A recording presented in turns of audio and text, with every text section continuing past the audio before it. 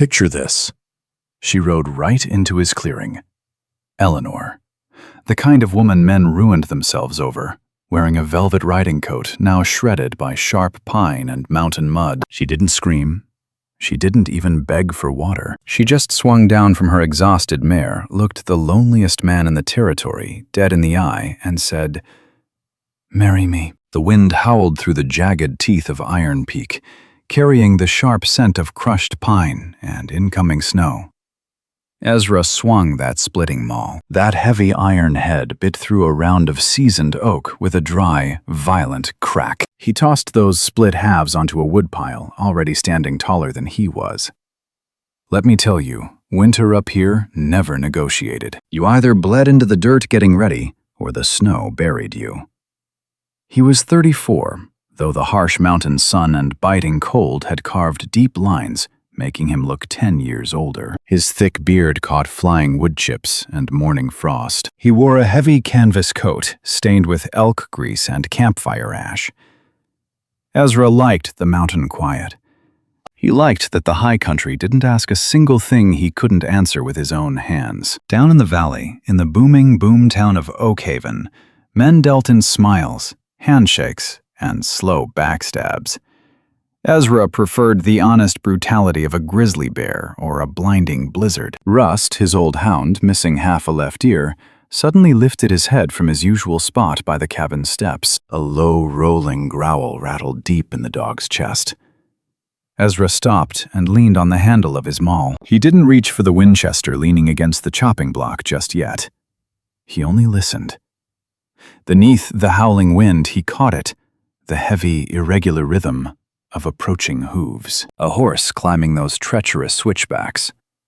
It was a brutal western trail, steep and completely washed out from the autumn rains. Whoever was forcing an animal up that deadly grade was either totally out of their mind running from a posse or profoundly lost. Through the timberline, a horse finally broke into the clearing. It was a beautiful chestnut mare, lathered in white sweat, its chest heaving with desperate breaths. And then Ezra saw the rider. It sure wasn't a bandit, wasn't a lost prospector either. It was a woman. She wore a dark blue velvet riding habit, the kind meant for manicured city parks, not the merciless timberline of the Rockies. The fancy fabric was torn at the hem, caked in yellow mountain mud and burrs. Her matching hat was long gone. Her dark hair had escaped its pins, whipping wildly around a face totally pale with freezing cold and exhaustion. Ezra recognized her immediately. Everyone in this wild territory knew exactly who she was, even men who hadn't stepped foot in town for 3 years. Eleanor Miller, the lone daughter of the late, great cattle baron Arthur Miller. Folks considered her the most beautiful woman in Oakhaven. A fragile porcelain doll kept locked high in a sprawling mansion overlooking the valley. Men literally bled in the dusty streets for a single glance. They bought expensive suits and built entire fortunes just to stand a chance at her parlor. Ezra frowned, his rough grip on the maul tightening. Eleanor pulled back on the reins. The mare stopped trembling violently. For a long moment, the rugged mountain man and the wealthy heiress just stared at each other across 20 yards of frozen dirt. Ezra didn't say a word. He didn't offer a helping hand. The frontier silence stretched heavy and tense, broken only by the whistling wind. She finally threw her leg over the saddle and slid down. The second her boots hit the uneven ground, her knees buckled. But she didn't fall. She caught herself on the stirrup leather, her knuckles going bone white. She took a ragged breath, straightened her spine, and let go of the horse. She walked straight toward him. Every single step looked painful. Her fancy leather boots were thin, completely useless against the mountain cold. As she got closer, Ezra saw the details the distance had hidden. Her nose was bright red. Her lips were badly cracked. Her eyes a striking deep hazel. These weren't the soft, fluttery eyes of a pampered socialite. They were hard.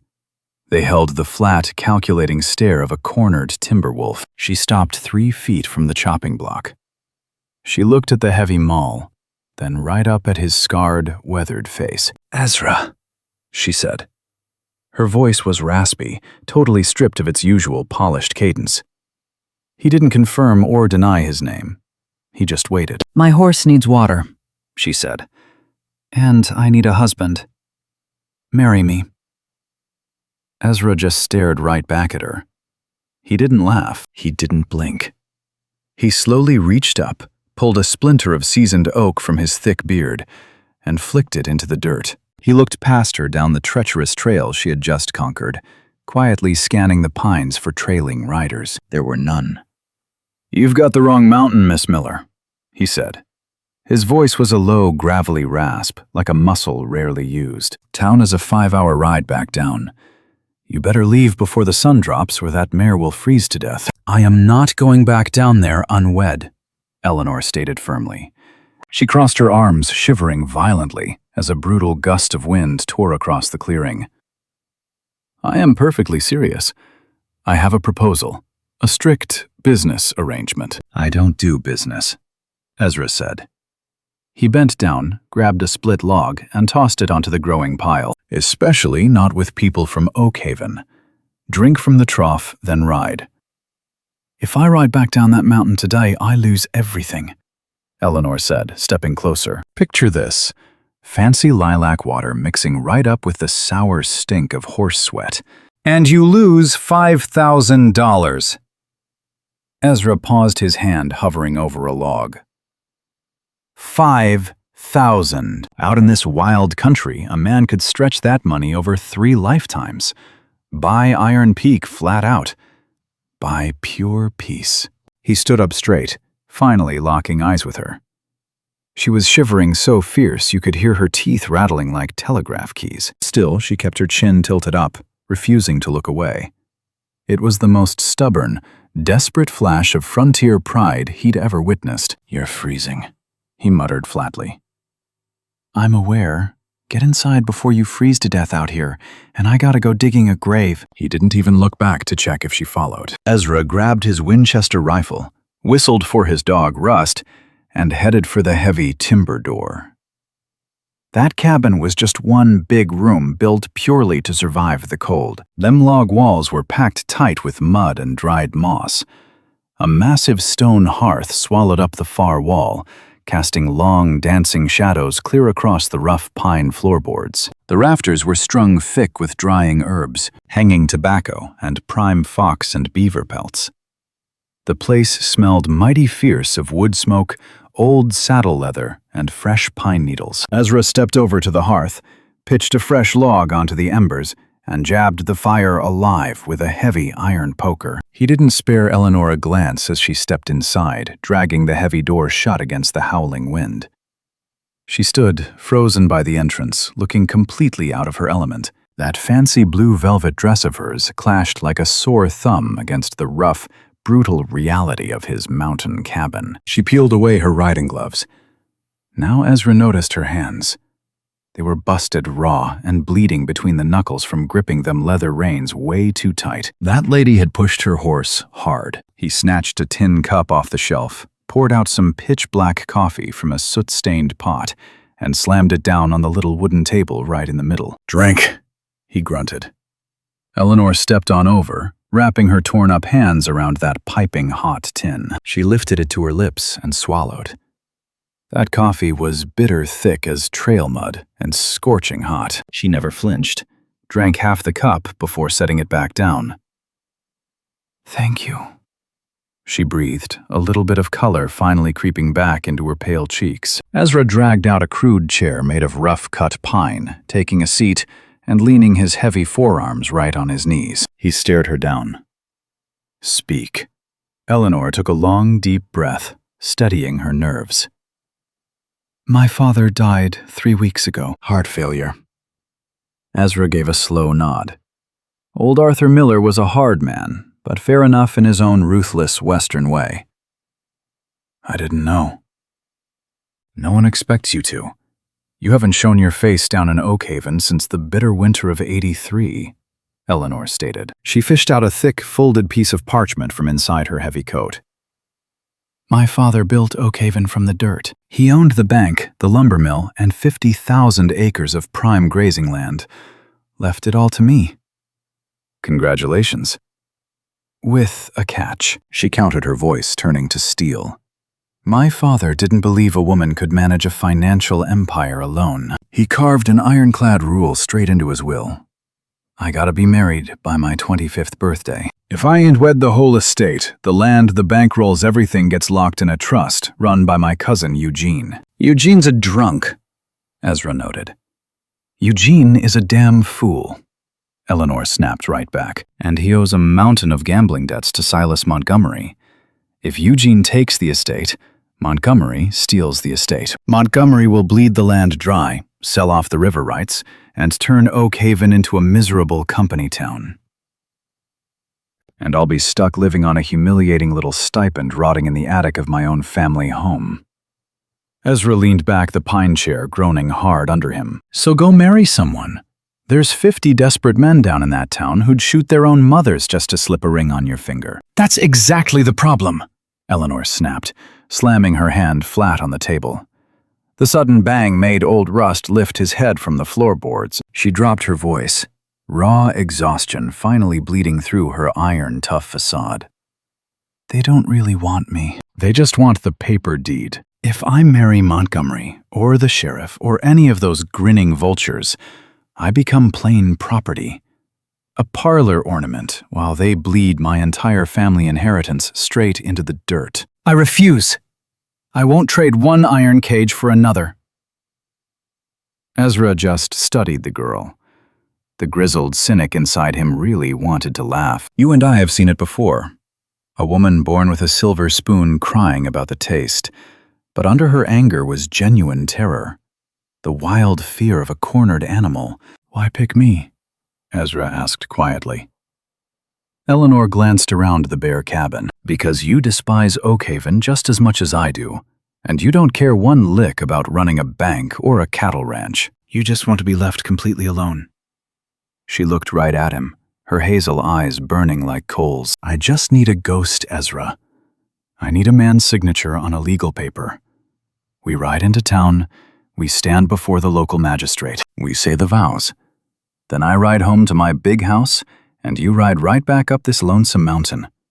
You never even have to sleep under my roof. You never attend a single dinner party. You stay exactly as you are, and the $5,000 is your compensation, she said, without blinking an eye. $2,000 tomorrow, soon as the ink dries. $3,000 wired to Denver by year's end or wherever you please. Ezra just rubbed his jaw. The stubble scraped against his rough palm. Pure madness. It meant chaining himself back to the frontier society he'd flat out abandoned. But a brutal winter was closing in. Roof needed patching. Traps were rusting. And those elk herds were pushing way further north. $5,000 meant he'd never face freezing or starving out in that snow again. It bought pure, ironclad, mountain independence. Townfolk won't like it, Ezra warned her. Montgomery will try to burn that paper. Let him try. My father's lawyers are bound by his will. A legal marriage is all it demands. She took a brave step toward him. I'm buying my freedom, Ezra. Will you sell me a piece of your name? Ezra stood pacing to the window, watching the frontier light fade. Snow was starting to fall. Thin, pale flakes drifting past the dirty glass. Now friend, he'd spent his whole life dodging folks, surviving by keeping his world small enough to fit inside this very cabin. But he knew wilderness survival, and right then Eleanor Miller was just surviving the only desperate way she knew how. He turned back. I sleep by the fire. You take the cot. We ride at dawn. Eleanor's tense shoulders dropped. A long, shaky sigh escaped her.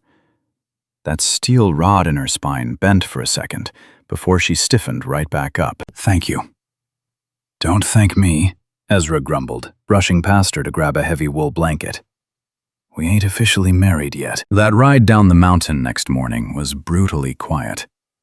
Dawn brought a biting frost coating those tall pines in sharp glass. Ezra rode a massive, mean roan gelding, leading Eleanor's mare real careful down those deadly winding switchbacks. As they descended, The timberline's bitter freeze gave way to the damp, heavy bone chill of the lower valley. Sweet pine scent was swallowed by thick wood smoke pouring out from hundreds of settlement chimneys, stench of sweaty horses and the bitter tang of the railroad. Oakhaven sprawled below a festering wound of civilization, choking the river. They hit Main Street just past 10. Oakhaven was bustling like a kicked hornet's nest. Wagons rattled through the muddy western thoroughfare. Men in bowler hats and thick wool coats scurried down the boardwalks. Women gossiped outside the dry goods shop. But the second Ezra and Eleanor passed that first saloon, the clamor died dead. Started as a ripple. A blacksmith quit hammering. A parlor girl leaned over the balcony rail, eyes wide. Shopkeepers stepped onto the dirt. The town's clatter faded into a thick, choking silence, broken only by the steady clop of their horses in the mud. Ezra felt the heavy weight of their stares. He kept himself loose hands resting easy on the saddle horn, but his eagle eyes tracked it all. The shock. The outright disgust. You see, to these townsfolk, Ezra was a boogeyman. Just a savage living out in the dirt. And riding right beside him, chin held impossibly high, despite her ruined clothes, was their precious golden calf. "Don't look at them," Eleanor whispered. Her eyes locked on the magistrate's office, sitting at the road's end. "I have to," Ezra answered real low. "Somebody out here is fixing to do something stupid." He wasn't wrong. Nearing the bank, a man stepped right off the boardwalk into the muddy street, dead-blocking their path. Tall fella, dressed flawless in a tailored charcoal suit, gripping a silver-tipped walking stick. Silas Montgomery. His face was a tight mask of furious disbelief. "Eleanor!" Montgomery barked, his harsh voice rolling down the quiet street. "What is the meaning of this? We've been hunting you since yesterday afternoon." Eleanor halted her mare. Ezra stopped his roan just a half pace behind, angling his mount to block any crossfire from the dark alley. "I went riding, Silas," Eleanor said, voice cold as ice. "A ride?"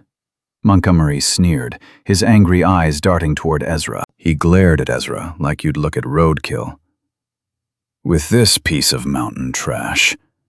Get off that horse." "Your cousin is absolutely frantic.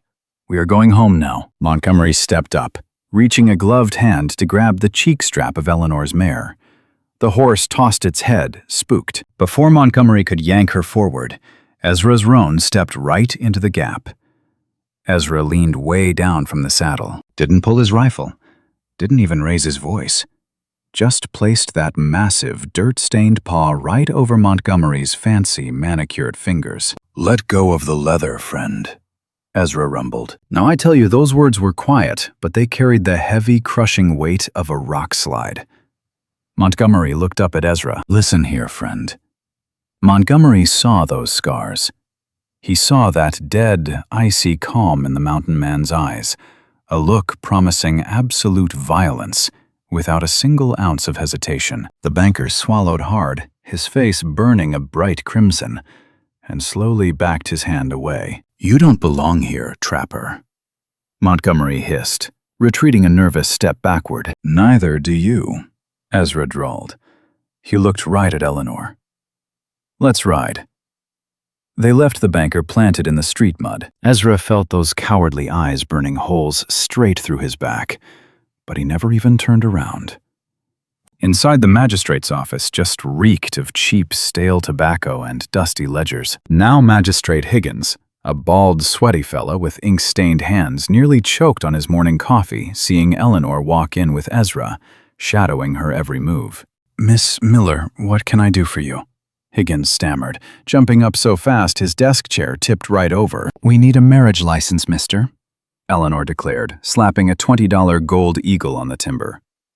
"And we need you to perform the ceremony right now." Higgins stared at that gleaming gold coin, then at Eleanor, then toward the giant, silent mountain man looming behind her. "Miss Miller, you cannot be serious. This drifter, your father—" "My father is dead," Eleanor snapped, her last drop of patience boiling away. "And his will dictates I marry." "I've picked my groom. Now do you have the legal authority to marry us, Or must I fetch a frontier preacher who likes gold more than you? Higgins swallowed hard, righted his toppled chair, and yanked a heavy legal ledger from his desk drawer. He fumbled with his ink pen. Names? Eleanor Claire Miller and Ezra... She glanced back at him. She didn't even know the man's last name. Thatcher. Ezra grumbled quietly. Ezra Thatcher. Higgins scribbled it down, his sweaty hand shaking. The ceremony, if you'd call it that, took under 3 minutes. No prairie flowers, no frontier wedding music, just dusty frontier sunlight slicing through dirty glass, a scratching ink pen, and the sour smell of a nervous man's sweat. Do you, Eleanor, take this man? I do. Do you, Ezra, take this woman? Ezra studied her. Her hands were still balled into tight fists. She held her breath. I do, Ezra muttered. Sign here, Higgins squeaked, sliding the book over. Eleanor signed with a swift, elegant flourish. Ezra took the quill. It felt mighty fragile in his grip. He scratched his name out in blocky, uneven letters. By the power vested in me by the territory, Higgins babbled out, I pronounce you man and wife. The deed was done. The trap snapped shut, though Ezra wasn't entirely sure yet who was caught in it. They stepped onto the wooden boardwalk. The nosy crowd outside had doubled. Local folks were whispering behind their hands. Eleanor ignored them all. She reached into her coat, pulled out a heavy leather pouch, and shoved it squarely against Ezra's broad chest. It clinked with the heavy sound of gold coins. 2,000, she muttered softly, refusing to meet his eye, staring down at those dusty boardwalk planks instead. The rest goes to the Denver bank as agreed. Ezra took the gold pouch. He should just walk away. He ought to saddle his horse, ride out of this stifling valley, and never look back. He had his payday. You heading back to that mansion? He finally asked. Yes, I meet my late father's lawyers in an hour. I must secure the family estate before Montgomery tries to contest this whole marriage. She finally looked right up at him. That fierce frontier independence still burned bright, but right beneath it lay a profound, lingering loneliness. The exact kind of deep sorrow Ezra recognized in his very own reflection. It's just paper, Eleanor. Ezra rumbled his gravelly voice, softer than it had been since she first arrived. Vultures won't stop circling just 'cause you wear a ring. I know, she whispered, but I hold the high ground now. She turned and marched toward the livery stable, her ruined velvet skirts dragging through the dry, bitter dust of Oakhaven. Ezra just stood there on the boardwalk, hefting that heavy pouch of gold, feeling the hostile glares of the whole settlement washing over his broad back. The mountain was calling him home. The cold, brutal silence of Iron Peak was waiting up high. But between you and me, as he watched his new bride walk alone into a den of rattlesnakes, Ezra's worn boots felt mighty heavy. He never moved toward his horse. Up on a steep rise, the Miller mansion loomed over Oakhaven like a hanging judge presiding over the damned. It was a sprawling Victorian monstrosity, all imported dark mahogany, fancy glass, and black iron carved into sharp, unforgiving angles. To the town it stood as a tall monument to success. But to Eleanor, it had always been a gilded cage. Today it felt exactly like a tomb. She sat alone at the head of that long dining table. That dark wood was polished to a glassy mirror shine, reflecting the dreary overcast gray daylight bleeding through those heavy window drapes. Her hands, freshly wrapped in white linen by a maid, rested flat on the wood.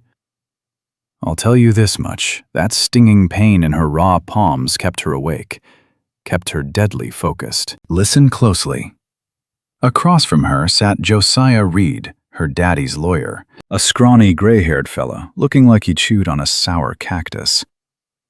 Slumped to his right sat Eugene Eleanor's good-for-nothing cousin. Eugene's collar hung open, his face red from cheap midday bourbon, eyes darting around the parlor like a cornered rabbit. Standing by the hearth, uninvited and bold as brass, was Silas Montgomery. It's a cheap trick, Josiah, Montgomery muttered to the fire, ignoring Eleanor entirely. The poor girl has lost her mind to the grief. Old Arthur would roll in his grave seeing the wild brute she dragged down from the high timber. The will demands a marriage, Silas. Josiah answered, fixing his glasses. He stared at that fresh marriage paper sitting right there on the table. It never demands any fancy pedigree for the groom. Judge Higgins signed this document himself. It is absolutely ironclad legal. Montgomery just sneered, finally turning his back on the fire. He leaned against the stone, swirling a glass of Arthur Miller's finest whiskey. Just paper signed under pressure by a terrified little girl. Tell me, Eleanor, is this marriage truly consummated? Because if not, Judge Harrison will kill this little charade before the dinner bell. My personal business is no concern of yours, Silas. Eleanor fired back. She sounded tough, but inside her heart pounded like a war drum. She was dead tired. That frontier adrenaline that dragged her up the peak and back was fading fast, leaving a deep, hollow weariness. It becomes my business when it shakes this whole town's economy, Montgomery barked, dropping that smooth gentleman act. He slammed his whiskey glass hard on the stone. Your daddy built an absolute empire. Eugene right here is the true blood heir to run it. Eugene couldn't drive a simple two-mule wagon. Eleanor shot back, her fierce eyes locking on him. Eugene flinched, melting right into the upholstery. He owes you thousands, Silas. If he grabs the trust, he hands the local bank the lumber mill and all grazing rights right over to you just to clear his tab. I know exactly what game you're playing. Montgomery grinned, but it was a cold, lifeless snake's smile. I am protecting solid investments. Oakhaven needs a strong hand, not some frantic girl playing house with a wild mountain savage. He took slow, heavy steps closer, leaning his scarred knuckles on the fine wood, getting right up in her space. You think you actually outsmarted me. You figure buying some vagabond secures your little kingdom. But a fake marriage is a mighty fragile thing, Eleanor. Drifters like him, they wander. Sometimes they vanish into the deep timber. Sometimes they just never come back. Eleanor caught her breath, but she refused to back down an inch. She stared a hole through him. If Ezra meets trouble, I become a widow. Widows inherit. The land stays mine. Montgomery's grin stretched, finally touching those dead eyes. Well now, Judge Higgins hasn't taken that book to the county clerk yet. The morning stagecoach doesn't roll out until sunrise tomorrow. If bad luck found your husband before sunset, and that record book somehow burned up, well, you wouldn't be much of a widow. You'd be nothing but an unmarried orphan, missing a deadline. He stood tall, adjusting his expensive dark jacket. Josiah, hold on to those papers. I reckon this whole situation is about to change right quick. Montgomery tipped his hat, turning out of the dining hall, the thick oak doors slamming with a heavy thud. Eugene coughed out of sheer panic, reaching for the whiskey. Eleanor, think clearly. Montgomery will destroy us all if you fight. Eleanor stood tall. Her legs shook hard, but she held steady. She grabbed that marriage paper, folded it, neat as you please, and tucked it away. Get off my property, Eugene, she hissed, her voice dropping to a deadly whisper. And take your damn glass with you. Once she was entirely alone, Eleanor finally let her tired shoulders sag. She pressed rapt hands to her face as one angry tear slipped past her closed eyes. She beat them fair and square on paper, but you and I know this tough frontier. Out here in the dirt, paper won't stop hot lead. She walked over, pulling back the heavy drapes. The little town of Oakhaven looked mighty small from above. Somewhere down in that valley, Ezra Thatcher was packing his gear, itching to take his payout and vanish up north. Meanwhile, Montgomery's hired guns were already hunting him. Down in the livery stable, it reeked of damp hay, oiled leather, and horse dung. The barn was dark, lit only by swaying lanterns hanging from the rafters, as the harsh afternoon wind howled outside. Ezra pulled the cinch tight on his roan gelding. The agitated horse sidestepped, hating the cramped feel of that wooden stall. Easy, Ezra muttered, rubbing the animal's neck. Stick with me, those heavy saddlebags spell trouble. Let's step back in time. He spent $100 in a single hour. Coffee flour, a cast-iron skillet, 3 Winchester ammo boxes, and a heavy wool blanket. The remaining $1,900 in gold was strapped tight in a leather belt right around his waist, tucked away safely beneath his heavy duster. That right there was a fortune. Pure freedom. All he had to do was saddle up, point his horse north, and let Eleanor Miller clean up her own tangled mess. He kept up his end of the deal. He played the phantom she needed him to be. Over by the stable doors, his hound Rust let out a low, rumbling growl. The dog stood, stiff hackles raised, straight to the cold sky. Ezra did not freeze up. He did not grab the rifle in his scabbard.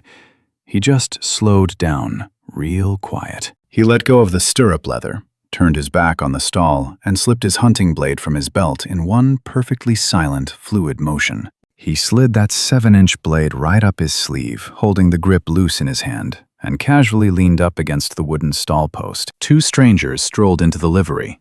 These boys were absolutely not cowboys. They sported long canvas dusters and bowler hats. City slickers who earned their keep breaking bones in dark alleys. Ezra knew their kind instantly. They fed on fear. But they were mighty unprepared for a man who made his living just surviving. "Riding out so soon, Thatcher?" the first man asked. He was built like a bull, sporting a flat nose that had been smashed plenty of times. Ezra spotted the heavy bulge under the guy's coat. A 6-shooter. "I bought what I came for," Ezra spoke with a dead flat tone. "Shame," the second fella muttered. He was on the skinny side, stepping left to flank Ezra and block the alleyway escape. "Mr. Montgomery reckons you should stay a spell, grab a drink, and discuss annulments." "I never drink with bankers," Ezra answered back. "And I don't talk to dogs." The heavy-set man let out a wet, ugly chuckle. "You think you are so tough, hillbilly, just because you hunt bears up on that mountain. Bears do not shoot back. You took cash that ain't yours, and you put dirty hands on a woman who belongs to Mr. Montgomery. He didn't pay you boys to stand around jawing," Ezra said. His gaze darted between the 2 thugs, calculating the distance, their balance, and their deadly intent. "Make your move, or get out of my light." The big man's face flashed angry red. He reached beneath his duster, but his iron never even cleared leather. Ezra exploded with a sudden wild violence that completely defied his huge frame. He never even drew his gun. He lunged right forward, eating up that 5-foot gap in a heartbeat.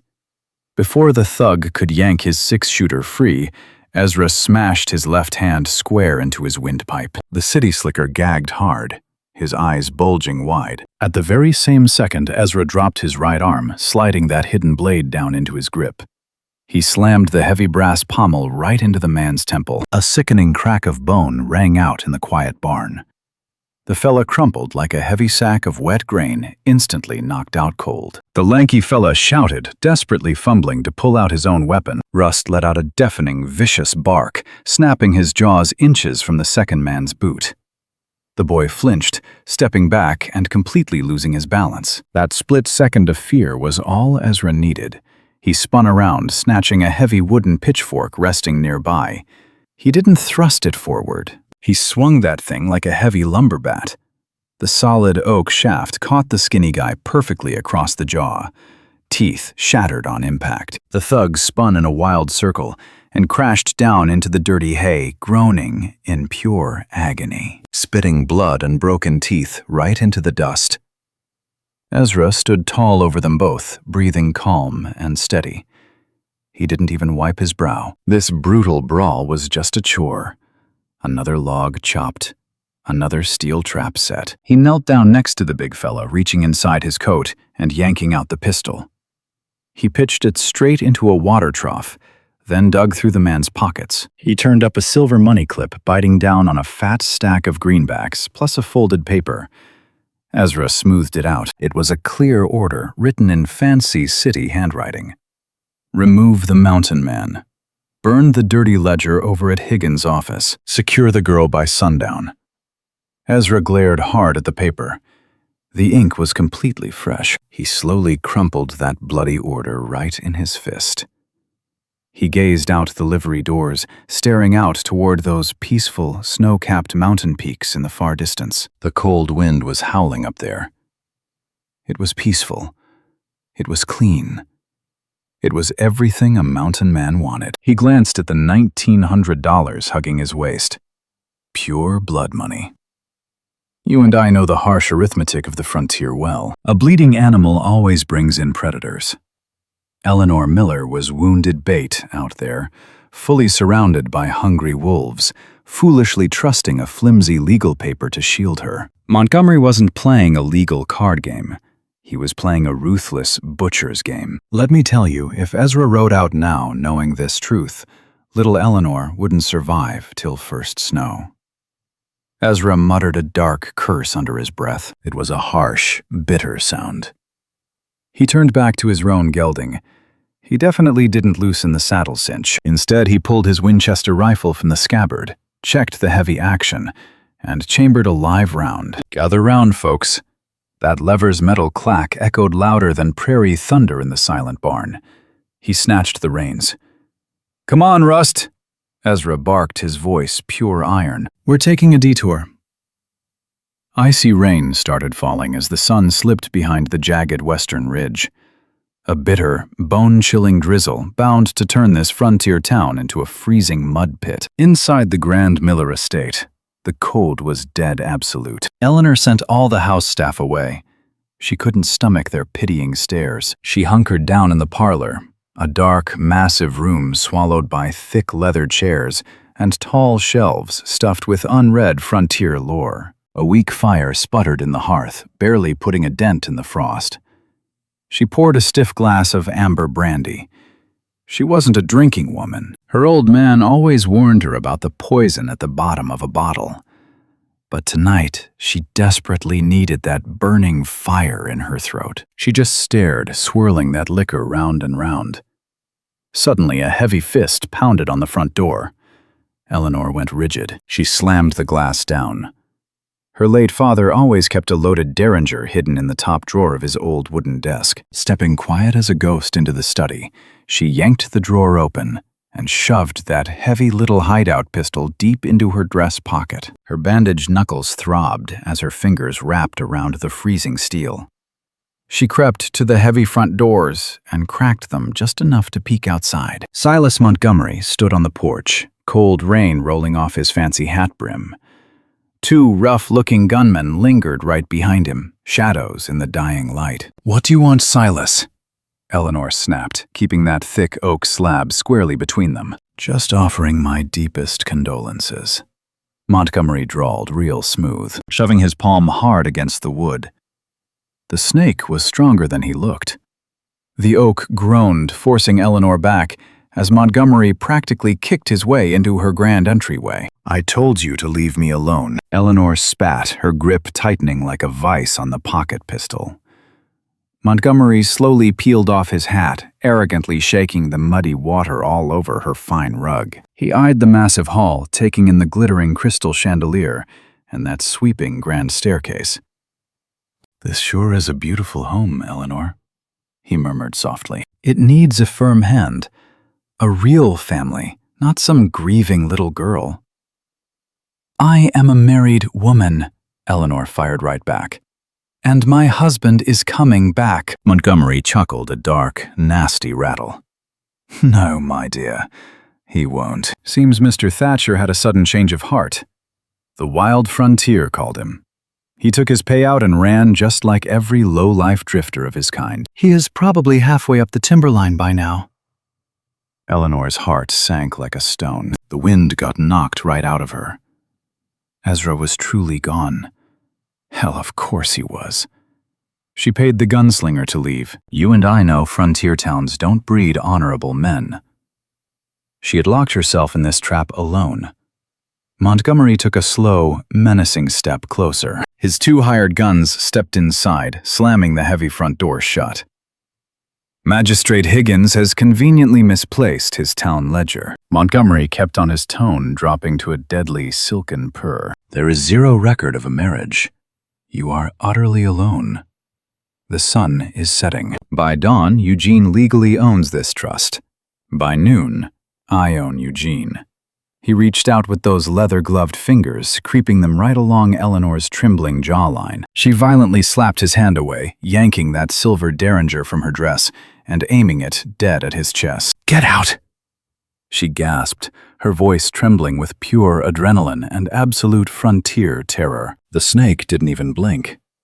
He smiled. "You won't shoot, Eleanor. Pull that trigger, you hang for murder from the gallows, and I take your estate anyway." He tipped his chin to his hired muscle. "Disarm the little lady, but don't bruise that pretty face. She needs to look mighty presentable for our Sunday wedding." The two outlaws lunged forward. Eleanor yanked back the hammer on that tiny pistol. Her hands were shaking so violently she could barely hold it steady. She was completely trapped. Her father's grand Western Empire was collapsing right on top of her. But then those thick front doors didn't just swing open. They were booted violently inward. The massive oak slapped against the mansion walls, sounding exactly like a booming cannon shot. Beautiful custom glass, completely shattered, raining sharp daggers down onto the polished marble tiles. Montgomery whipped around fast. His two hired gunmen froze cold hands hovering over their holsters. Ezra Thatcher filled that doorway, drenched in freezing rain. Thick prairie mud painted his canvas duster and heavy leather chaps. His bruised knuckles were dripping with fresh crimson blood. In his right hand, he held a lever-action Winchester rifle, resting the steel barrel casually over his broad shoulder. Right at his hip, Rust bared his fangs, ripping out a deafening wild roar that shook the whole mansion. Now listen close. Ezra looked like a violent force of nature that got bored of the woods and decided to level this whole western town. He crossed the threshold, his heavy, spurred riding boots crunching hard on the broken glass. He completely ignored Montgomery's hired guns. He didn't even glance at Eleanor. He just stared dead into Silas Montgomery's eyes. "You're tracking mud onto my floor, Silas," Ezra growled. "Gather round." His gravelly voice cut right through that dead quiet room. Montgomery turned ghost white, stumbling backward. "Thatcher, you're supposed to be gone." Ezra brought that heavy Winchester rifle down off his shoulder, cradling the iron. He racked the lever once. A brass shell from his earlier check spun through the air, pinging hard against the fancy marble floor. He loaded fresh lead. "I forgot my wife." Those two hired guns traded nervous looks. Word had already spread about the bloody mess at the livery. They were staring down a grizzly who beat two armed thugs half to death, never even bothering to draw his own iron. And now he held a long gun. "This ain't your fight, mountain man," Montgomery sneered, but his voice shook like a leaf. "You took the cash. Walk away. I'll double her pay." Ezra didn't bargain with snakes. He lunged. Didn't even raise that rifle to shoot. He just stepped up, grabbed the closest hired gun by his dusty coat, and hurled him with brute force right out those double doors, tossing him face first into the freezing winter mud outside. That second fella didn't wait for an invitation. He spun around and bolted out into the pouring rain. Ezra stalked slowly toward Montgomery. That crooked banker backed away until his spine smacked right into the heavy wooden staircase banister. "The ledger is ashes." Montgomery spat, a cold sweat pouring down his pale forehead. "You ain't got a lick of proof." Ezra reached inside his duster, pulling out that blood-soaked paper he took off the broad-shouldered outlaw down at the stables. He slapped it against Montgomery's chest. "I don't need a ledger." Ezra growled softly, stepping in so close the banker had to crane his neck, looking up. "I'm right here. And if I catch your face on this ridge again, I ain't using my bare hands. I'll use my iron. Not if you understand." Montgomery stared at this giant, scarred frontiersman. He looked deep into Ezra's dark eyes, seeing a stone-cold, absolute promise of a shallow grave. The terrified banker swallowed hard, giving a stiff, nervous nod. "Good," Ezra muttered. "Now get off my land." Montgomery grabbed his fancy hat off the floor and scrambled out, tiptoeing through the shattered glass, before vanishing into the dark, stormy night. Now you and I know what follows a storm. Dead silence, except for bitter wind whipping through busted doors and a panting hound. Ezra stood frozen for a solid minute, his massive back facing Eleanor. Gently, he eased the hammer down on his Winchester rifle. He let out a long, bone-tired sigh. The fight was draining out of him, leaving only the heavy truth of his choice. He stayed. He tied his fate to this dusty frontier town, this big house, and her. Eleanor slowly lowered her little derringer. Her legs turned to jelly, collapsing onto the bottom step of the grand staircase, that tiny gun slipping from her shaking fingers onto the rug. She stared at Ezra, checked the muck on his boots, the blood on his knuckles. He was a mountain, planted squarely inside her suffocating parlor. He turned his heavy gaze back to her. He studied her pale face, those shaking shoulders, the raw fear she usually kept buried deep. "You came back," she whispered, her voice snapping like dry kindling. That wasn't no question. It was pure honest-to-God shock. Ezra lumbered over to his worn leather saddlebags out on the porch, hauling them right back over the threshold. He slammed them onto that fancy woven rug with a solid thud. "Roof leaks up at the mountain cabin anyway," Ezra grumbled. He glanced around that big, echoing entryway, wiping cold rain from his thick beard. "Where do you hide the coffee?" Sunup in that rich Miller house didn't feel like a fresh start. Felt like picking through a graveyard. Gray daylight chased away the shadows, showing off those busted front doors and shards of glass cutting into the expensive, imported rugs. Look fellas like Ezra wake before the roosters. Up on the ridge, dawn hits you like a fist.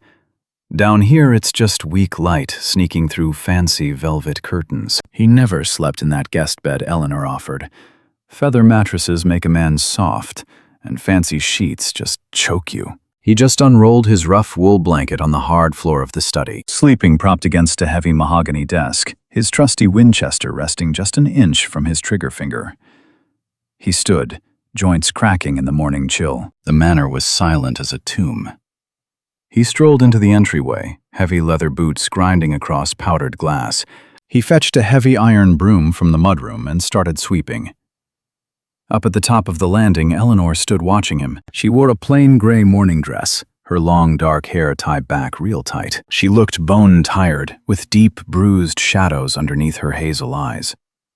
She watched this fierce frontiersman, a fellow who scared the whole territory, sweeping up glass with the exact same deadly focus he used aiming a 12-gauge. He sure didn't look like no husband. He looked like a wild grizzly pacing a mighty expensive cage.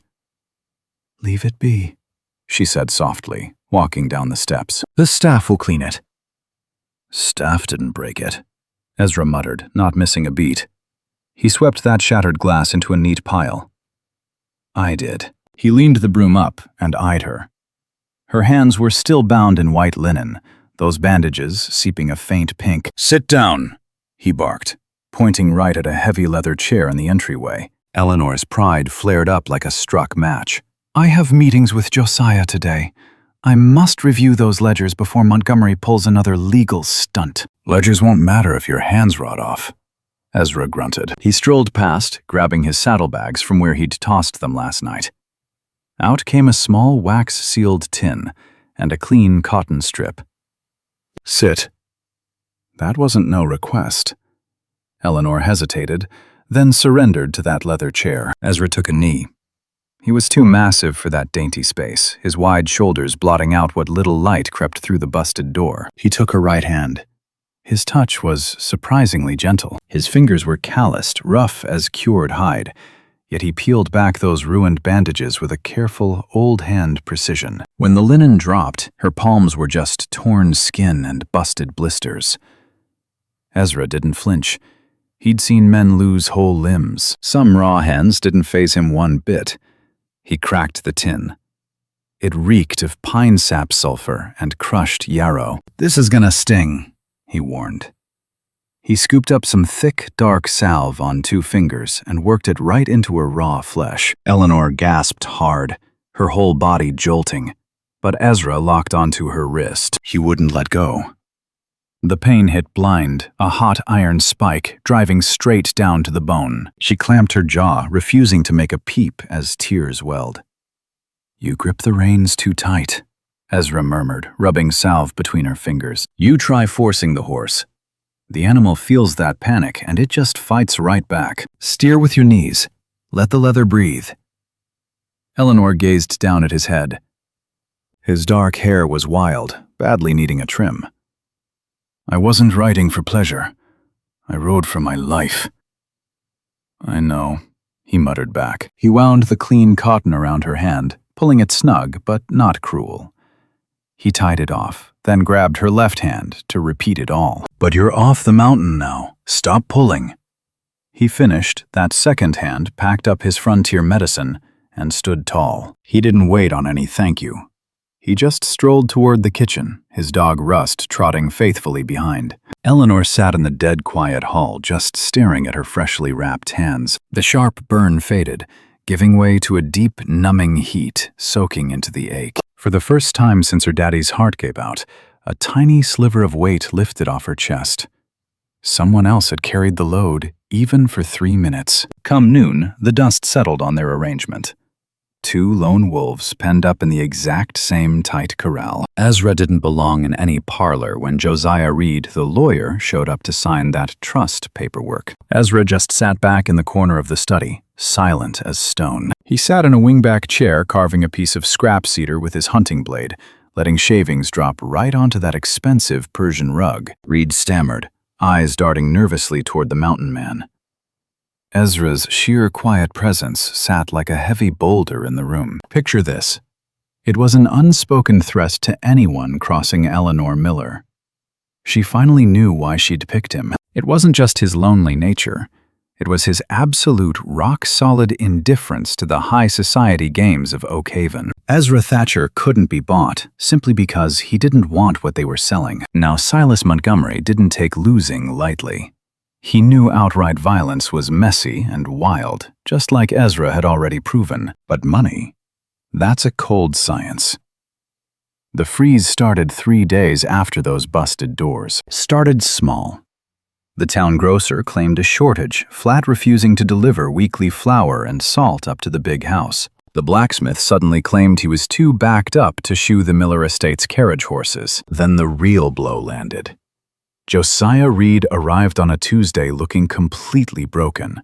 He didn't even flinch at Ezra whittling in the corner. He just dropped his leather saddlebag onto Eleanor's desk. "The mill." Josiah croaked, his voice hollow. "All 60 workers walked out this morning." Eleanor stood her jaw tight. "Why we pay them better than anyone in this territory?" "You did," Josiah corrected. "Montgomery just called in those municipal bonds. He went and froze the estate's credit lines over at the bank. He claims since the marriage legality is tied up in circuit court, the estate's assets stay frozen pending a full judge's review." "I can't touch the payroll, Eleanor.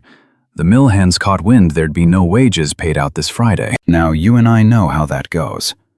Montgomery's foreman promised to hire them at his own lumber yards if they walked out today. Listen here."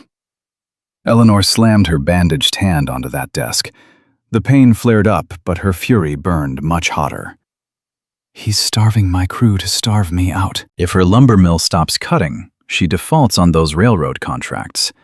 And folks, if that happens, she loses all her land. We got just 2 weeks before that timber quota hits." Josiah whispered it plain. "No crew means it's over." Eleanor slumped right back in her chair.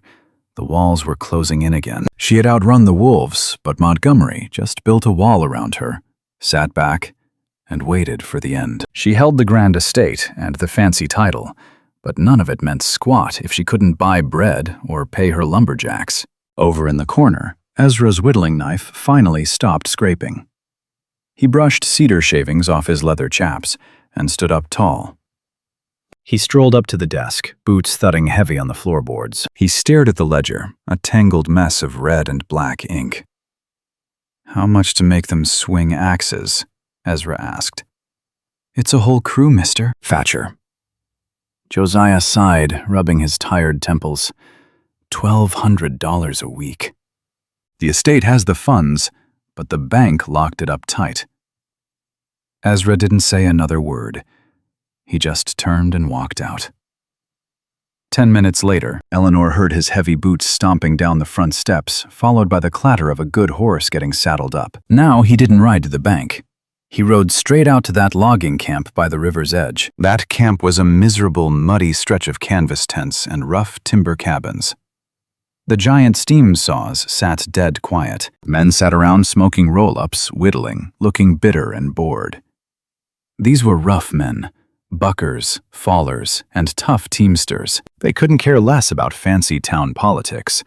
They only cared about meat on their tables and whiskey in their glasses. When Ezra rode right into the center of camp, every conversation died. They knew him well. Some had even bought his trapping pelts years back. They watched the mountain man pull his horse up right outside the foreman's cabin. The boss, a burly fella named Briggs, with a thick mustache and a nasty scar on his cheek, stepped out onto the porch. He crossed his arms. "You're lost," Thatcher Briggs hollered.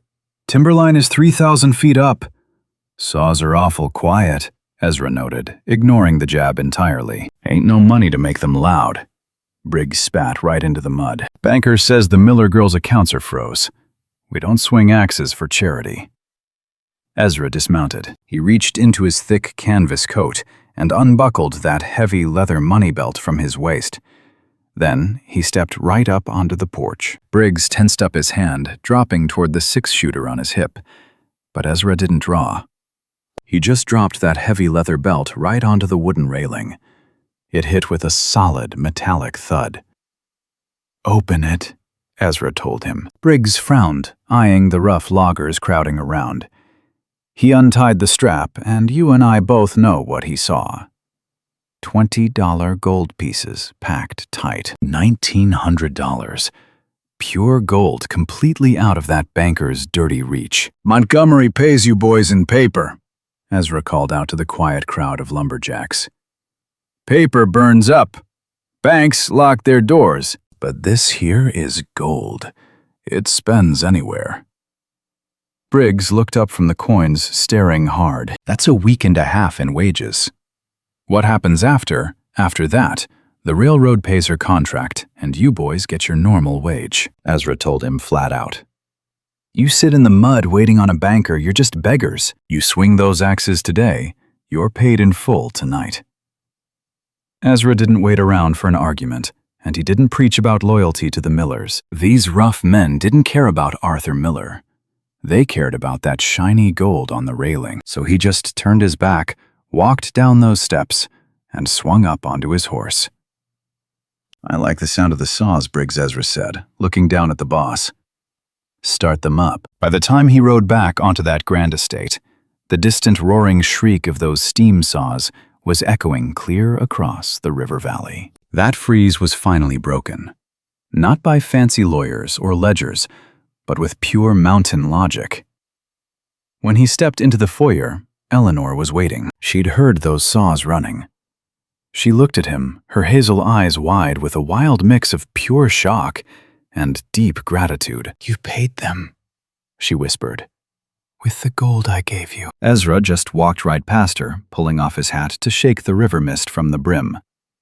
"It wasn't doing me any good sitting in a belt." "Ezra," she said, stepping right in front to block his path.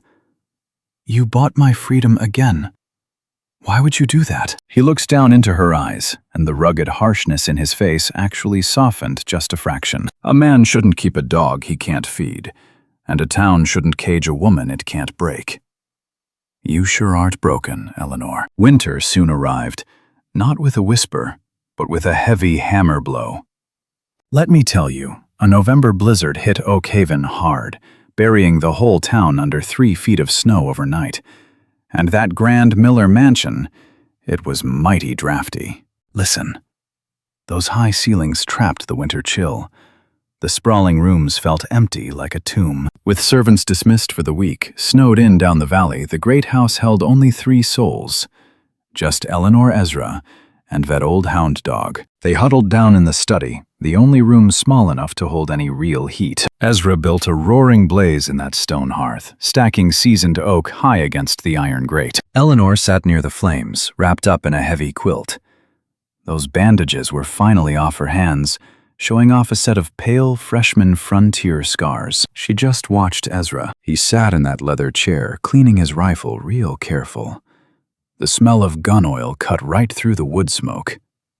For 2 whole months, they had been circling each other in this quiet, strange dance. That snake Montgomery backed off to lick his wounds, hunting for a weakness that never came. The mill kept running. The whole estate was safe.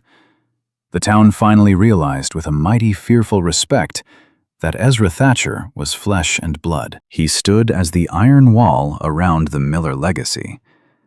But inside that wall, their paper contract hung heavy over them. Eleanor tore her eyes from his scarred hands and stared into the fire.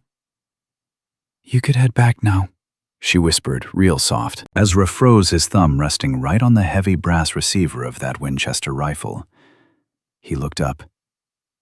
"Excuse me, the estate is secure. That railroad contract paid out yesterday. Montgomery is entirely out of moves." She pulled the heavy quilt tighter.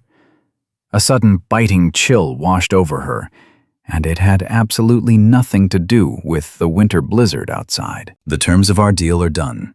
I can have Josiah wire the remaining $3,000 to any bank you choose. You do not have to sleep on a hard floor anymore."